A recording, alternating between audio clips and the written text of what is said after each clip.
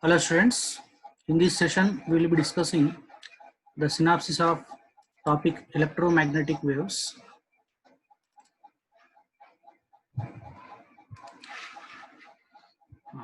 The theory of electromagnetic waves was developed by Maxwell in 1864. An accelerating electric charge or an electric charge oscillating harmonically with some frequency produces electromagnetic wave of same frequency. Means according to Maxwell, a charge which has some acceleration or a charge which is oscillating will produce electromagnetic waves, and the frequency of electromagnetic wave produced will be equal to frequency of that particular charged particle. Then the concept of displacement current has made the laws of electricity and magnetism symmetrical. We learn about this displacement current in discussion, further discussion. This concept is also given by Maxwell, due to which laws of electricity and magnetism, which we have studied in previous chapters, become symmetrical. According to Faraday's law of electromagnetic induction, the magnitude of induced EMF is equal to rate of change of magnetic flux. This already we learned in electromagnetic induction. And here, the existence of EMI is implying that there is an electric field. So, in other words, according to Faraday's law, electric field is developed due to the change in magnetic field. That is why we are saying this. Faraday's law states that, or according to Faraday's law, time varying magnetic field produces an electric field.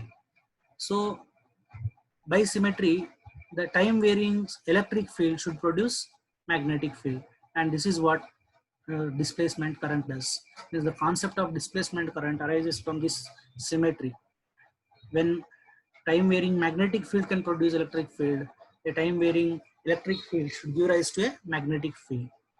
So this symmetry of electricity and magnetism led to the existence of electromagnetic waves. So this thought of symmetry by Maxwell has led to the concept of electromagnetic waves.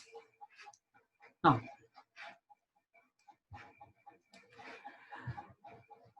Ampere's circuit law. This already we have studied in moving charges and magnetism, that we are taking here again. According to this law, the line integral of magnetic field along a closed loop or circuit is mu naught times the total current threading the closed circuit or passing through the closed circuit. That is line integration of B vector dot dl vector is equal to mu naught I. So now there is an inconsistency of Ampere's law according to Maxwell, and he explains that this law is valid only for steady currents or when electric field does not change with time. Means when same current flows for a long time or when same electric field exists with respect to time, then only this law is valid according to Ampere's law. And to prove this, or to show this inconsistency, he has considered a parallel plate capacitor as shown in this figure, which is being charged by a battery, and during this charge the time varying current is flowing through this wires. We know that as a capacitor is being charged, the current in the circuit will change with respect to time. So there is a time varying current in the circuit, and here we have two Amperian loops L1 and L2. One is outside the plates of capacitor, which is enclosing a conducting wire, and one is L2 loop is between the plates of capacitor where there is no electric current flowing. So if you apply the circuit law, Ampere circuit law at these two loops, we get for Amperian loop L1, the line integration of B vector dot dl vector gives us mu naught I, but for the Amperian loop L2, B vector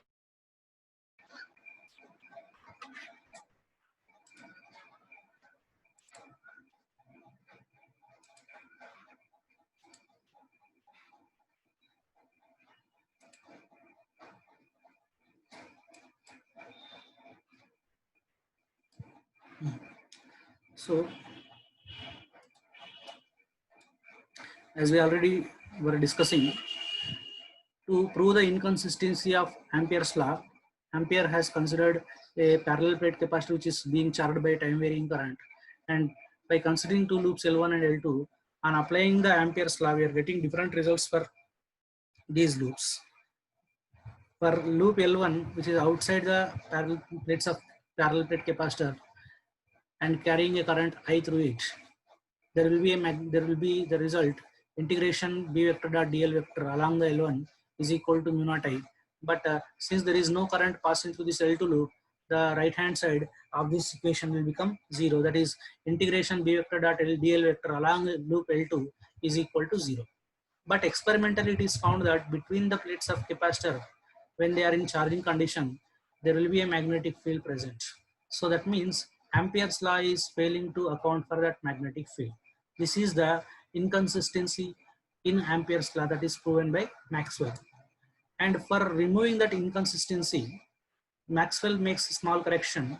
He considers that due to the time varying electric field between the plates of parallel plate capacitor, there should be some current which should be equal in magnitude to the current which is flowing outside the plates of capacitor, giving rise to the magnetic field between the plates of capacitor, and that current he mentions as displacement current. So modified Ampere circuit law or Ampere Maxwell circuit law. Maxwell assumed that some sort of current must be flowing between the capacitor plates during the charging process, and he names it displacement current. So the Ampere's law is modified to be line integration of B vector dot dl vector is equal to mu naught into IC plus ID. Earlier it was simply mu naught I. Now it is replaced, that I is replaced with IC plus ID. That is, it can be also written as line integration of B vector dot dl vector is equal to mu naught into IC plus epsilon naught into d phi E by dt. This epsilon naught into d phi E by dt is nothing but displacement current, which is a current flowing through a region due to the changing electric field. In this case, it is a current between the plates of capacitor due to the changing electric field. And IC is a conduction current. IC is a conduction current. It is a mistake printed here. So IC is a current conduction current, which is current flow due to the charge carriers in the current wires. And this remaining part is ID, that is current due to the changing electric field. And according to Maxwell, these currents, displacement current and conduction current, may not be continuous throughout the circuit, but at any point their sum should be equal. And in this particular situation, the displacement current between the plates of capacitor must be equal to the conduction current outside the plates of capacitor, according to Maxwell. Next, some facts about Maxwell's displacement current. The rate of change of electric flux produces a current called displacement current. And the displacement current is found to be found between the plates of condenser or capacitor during its charging or discharging condition. And displacement current is found between the plates of condenser when AC is applied to it, because varying current will be flowing in AC. And mathematically, how this expression is obtained is given here. If you see this, ID is equal to, first of all, we know that there is an electric field E is equal to sigma by epsilon naught present between the plates of capacitor. So that E is equal to sigma by epsilon naught. Sigma is a charge density which is Q by A. So expression for electric field can be E is equal to Q divided by epsilon naught A. And now if there is a small change in electric field, this dE can be written as dQ divided by epsilon naught A. And from the equation I is equal to dQ by dt, or if there is we can write the equation dQ is equal to I dt. When I charge is flowing, then in dt time, if there is a charge dQ changing on the plates of capacitor, then we will get dQ is equal to I dt. That's what mentioned here. If charge on the plates of capacitor increases by dQ in time dt due to the flow of charging current I, then we will get dE is equal to I dt divided by epsilon naught A. From this expression, dE by dt is equal to I by epsilon naught A. And if you write the expression for I is equal to epsilon naught A into dE by dt. This now epsilon here area is constant, and this I can also write this expression is rewritten as epsilon naught into d by dt of EA. EA is actually the formula for flux, actual electric flux. So I is equal to epsilon naught into d phi E by dt. That I is nothing but displacement current. So it can be expressed as ID is equal to epsilon naught into d phi E divided by dt. The same expressions are mentioned over here. So displacement current can be expressed as ID is equal to epsilon naught into d phi E by dt, or ID is equal to epsilon naught A into dE by dt, where dE by dt is rate of change of electric field. Next, displacement current in the gap between the condenser plates. So when a capacitor is connected across the battery through the connecting wires, there is a flow of conduction current. While through the gap between the plates of capacitor, there is a flow of displacement current. And when a variable potential difference is applied to the plates of condenser of capacity C, then ID is equal to C dV by dt. This is from the formula Q is equal to CV, and on differentiation we will get ID is equal to C dV by dt. So if AC voltage is applied to the plates of condenser, the variable magnetic field with same frequency is produced. Means the magnetic field which is produced will be having frequency which is same as the frequency of AC. And here we are going to use the concept that IC is equal to ID. IC here is a conduction current outside the plates of capacitor. ID is a current, displacement current between the plates of capacitor. So we know that when you are applying AC to capacitor, it is given by IC is equal to V by XC, where XC is called capacitive reactance, which is equal to 1 by omega C. And using that, we are getting IC is equal to V omega C. IC is equal to V omega C. And we also know that ID is equal to IC, and using that idea, IC can be equated to C dV by dt. So IC is equal to C dV by dt. And now we know that V is equal to V naught sin omega t in case of AC. So if you substitute that, we'll get IC is equal to C omega naught, sorry, C V naught omega cos omega t, C V naught omega cos omega t. So frequency of voltage of frequency omega is applied, and magnetic current of frequency omega is obtained over there. Then next, Maxwell's equations. It is a set of 4 equations which forms the basis of electromagnetism. Firstly, first equation is Gauss law of electricity, and which has a notation E vector, so integration E vector dot dA vector is equal to Q net by epsilon naught, or Q enclosed by epsilon naught. This relation is establishing the net charge which is present in a given volume to the flux through the given surface area. And then second equation of Maxwell's is integration B vector dot dA vector is equal to 0.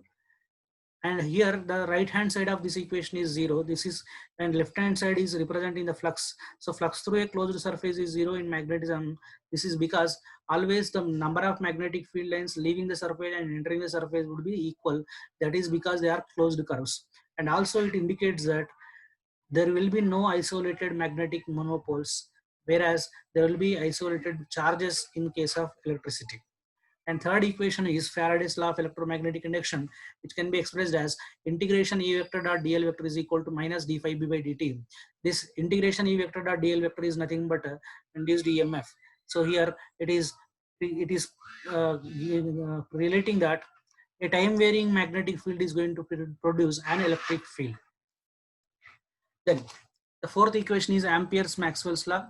Ampere-Maxwell's law is relating the magnetic field induced due to the changing electric flux, as well as the current due to the flow of charges, as integration B vector dot dl vector, to be more exact, line integration of B vector dot dl vector is equal to mu naught IC plus mu naught epsilon naught into d phi E by dt, or else it is also equal to mu naught into IC plus ID.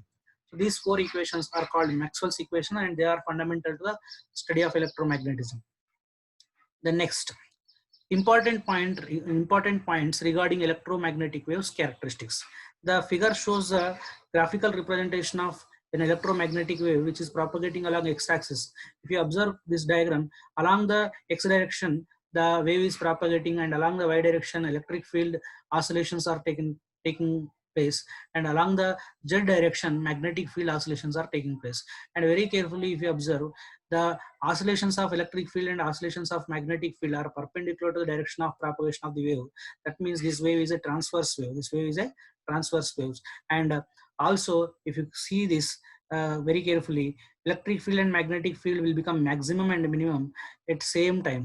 That means they are varying in phase. There is no phase difference between them. That is why in an electromagnetic wave, both electric field and magnetic field vary in phase with each other. And for a electromagnetic wave propagating along x-axis, if we consider electric field along y-axis, its wave equation can be represented as Ey is equal to E naught sine of omega t minus kx, and the magnetic field along z direction can be given by the formula Bz is equal to B naught sine of omega t minus kx, where omega is angular frequency of wave and k is angular wave number of wave, and we can write that speed of a wave can be equated given by V is equal to omega by k. And the speed of electromagnetic wave in vacuum is given by the formula C is equal to 1 by root mu naught epsilon naught. And if it is a material medium other than vacuum, then the speed is expressed as V is equal to 1 by root mu e. Now, if you want to find refractive index of any medium which is equal to ratio of speed of light in vacuum, speed of electromagnetic wave in vacuum, or speed of light in vacuum, light is electromagnetic wave, and V is speed of refractive index is a ratio of speed of light in vacuum to speed of light in medium. So on using these equations and simplifying, we'll get refractive index is equal to root of mu r epsilon r. Mu r is relative permittivity, relative permeability, which is equal to mu by mu naught, and epsilon r is relative permittivity, which is equal to epsilon by epsilon naught. Then the expression for speed of electromagnetic wave can also be written in terms of electric field and magnetic field associated with it. That is E by B, or it is also equal to E naught by B naught, or it is also equal to ERMS by BRMS. So here E is an instantaneous electric field, B is an instantaneous magnetic field. E naught and B naught are amplitudes of electric field and magnetic field, and ERMS and BRMS are RMS value of electric field and RMS value of magnetic field. Then the average energy density associated with electromagnetic wave, that means the energy it is having per unit volume, is given by the formula UAV, that is average energy density, is equal to half epsilon naught E naught square. This formula we have derived in case of energy stored in a capacitor, and it is also equal to half into B naught square by mu naught. This is the formula which we have derived in energy stored in an inductor. That is energy stored in a magnetic field per unit volume. This is energy stored in electric field per unit volume. And this also can be expressed as U average is equal to 1 by 4 epsilon naught E naught square plus 1 by 4 B naught square plus, B naught square by mu naught. Then Poynting vector. Poynting vector is representing instantaneous intensity at a point, and it is expressed as S vector is equal to E vector cross B vector by mu naught. Since E and B vectors are perpendicular to each other, we can write this E vector cross B vector as EB. So S is equal to EB by mu naught.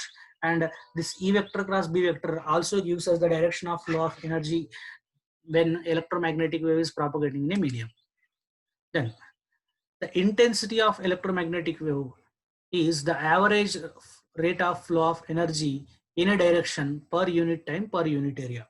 The average rate of flow of energy in a direction per unit time per unit area is called intensity of electromagnetic wave. It is nothing but S average, that is average value of Poynting vector, which is equal to ERMS BRMS by mu naught, or it is also equal to 1 by 2 times E naught B naught by mu naught. And it can be also expressed as I is equal to, intensity can be also expressed as I is equal to C into average energy density. So from that we can also write U average, average energy density is equal to I by C. And if the source of power P is considered, and if the source is point source, for a point source of power P, intensity at a distance smaller from the source is given by I is equal to P by 4 pi R square. This is considered, this formula is considered because as point source. From point source, the energy spreads in a spherical manner. So at any distance smaller, the energy will be falling in the shape of a sphere of surface area 4 pi R square. So the intensity is I is equal to P by 4 pi R square. And now if you are using this formula and this formula, you will get, or if you use this formula, if you use substitute this formula for intensity in this formula, we get U average is equal to P by 4 pi R square C. From this, we can also relate electric field, we can also find the values of E naught and B naught using these values. As U average is equal to half epsilon naught E naught square, that is equal to P by 4 pi R square C. On simplification, you get E naught is equal to root of P divided by 2 pi R square C epsilon naught. And also, if you use the formula B naught is equal to E naught by C, we'll get B naught is equal to root of P mu naught divided by 2 pi R square C. Then radiation pressure. Radiation pressure is the pressure exerted by the radiation, electromagnetic radiation, when it falls on any surface. And it depends on what kind of surface it is. If the surface is perfectly absorbing surface, the pressure exerted by the surface is equal to intensity by speed of light. And if the surface is perfectly reflecting surface, then the pressure, radiation pressure is 2 times intensity of wave divided by speed of light. For all other surface, the radiation pressure lies between I by C and 2A by C. Next, electromagnetic spectrum. All the known electromagnetic radiation form a big family of electromagnetic waves, and we call this family as complete electromagnetic spectrum. So basically in this electromagnetic spectrum, we will arrange all the known electromagnetic waves as per a order of wavelengths or order of frequencies. It includes gamma rays, X-rays, ultraviolet light, visible light, infrared light, microwaves, and radio waves. And the table below shows wavelength range, frequency range, and sources of respective radiations. And when we need to remember that there is no fine division of wavelengths and frequency ranges. These are between these electromagnetic radiations. Firstly, gamma rays. Gamma rays have the wavelength range of 10 power minus 14 meter to 10 power minus 10 meter. That is the frequency range of 3 into 10 power 22 hertz to 3 into 10 power 18 hertz. Here wavelength is in the increasing order, frequency is in the decreasing order. This you should note. And these gamma rays are of nuclear origin. That is, these gamma rays will be generally produced from radioactive nuclei. Then X-rays. X-rays will have wavelength range of 10 power minus 12 meter to 10 power minus 8 meter, and frequency range of 3 into 10 power 21 hertz to 3 into 10 power 16 hertz. And these will be produced due to the atomic excitation of high atomic number elements or deceleration of electron. That means when the electrons in the atoms of high atomic number excites, on de-excitation, they can give rise to these X-rays. Or else, if you decelerate the electrons by suddenly stopping them with the help of a heavy metal target, in that case also X-rays will be produced. Then ultraviolet light. Ultraviolet light has wavelength range of 6 into 10 power minus 10 meter to 3.8 into 10 power minus 7 meter, and frequency range of 5 into 10 power 17 hertz to 7 into 10 power 14 hertz. And these ultraviolet radiations will be generally produced due to the excitation of atoms, and also they can be produced by using spark lamps and arc lamps. Then visible light. Visible light has wavelength range of 3.8 into 10 power minus 7 meter to 7.8 into 10 power minus 7 meter. And the wave frequency range of this type of light is 7 into 10 power 14 hertz to 4 into 10 power 14 hertz. And this radiation will be produced by excitation of atoms or molecules. Then are also, the infrared radiations will have wavelength range of 7.8 into 10 power minus 7 meter to 1 into 10 power minus 3 meter, and the frequency range of 4 into 10 power 14 hertz to 3 into 10 power 11 hertz. These radiations also can be produced by excitation of atoms or molecules. Then microwaves. These are also called as short radio waves. These microwaves are having a wavelength range of 1 into 10 power minus 4 meter to 1 into 10 power minus 1 meter, and they have frequency range of 3 into 10 power 12 hertz to 3 into 10 power 9 hertz, and these will be produced by oscillating circuits and hot bodies. And in general, you need to remember that infrared waves will be produced by all the hot bodies which are having a temperature greater than 0 Kelvin. Then the final kind of radiations are radio waves. These radio waves has a large wavelength range that can be further divided as extra high frequency, super high frequency, ultra high frequency, very high frequency, medium frequency, low frequency, and very low frequency. Overall, the radio waves range is wavelength range is 1 into 10 power minus 3 meter to 100 kilometers, or frequency range 3 into 10 power 11 hertz to 3 into 10 power 3 hertz. All these radio waves will be produced by oscillating circuits such as LC oscillators. Then, applications of electromagnetic waves or uses of electromagnetic waves. Radio and microwave radiations are used in radio and TV communication systems, and further microwaves are also used in radar systems, in aircraft navigation, weather forecasting, detecting the speeds of vehicles. They will be used, and the microwaves are also used in cooking purposes in microwave ovens. Then infrared radiations are used in revealing the secret writings on ancient walls, and in greenhouses to keep the plants warm, and in warfare for looking through haze, fog, or mist, as these radiations can pass through them. Then ultraviolet radiations are used in detection of invisible writing, forged documents, fingerprints in forensic laboratory, and to preserve the foodstuffs. And also in purification of food, we'll use particularly purification of water and purification of air. Then to study the study of infrared, visible, and ultraviolet radiations helped us to know through spectra the structure of molecules and arrangement of electrons in the external shells. Then X-rays can pass through flesh and blood, but not through bones. That is, they can pass through soft materials, but not to hard materials. So this property of X-rays is used in medical diagnosis, and after X-ray and X-ray photographs are made. The study of X-rays has revealed the atomic structure and crystal structure. The study of gamma rays provides us valuable information about structure of atomic nuclei. So, and electromagnetic waves of suitable frequencies are used in medical science for treatment of various diseases. Then, electric waves of frequency 50 Hz to 60 Hz are used for lighting, and these are weak waves having wavelength of 5 into 10 power 6 meter to 6 into 10 power 6 meter, and can be produced from AC circuits. Thank you. That's it, students. Thank you.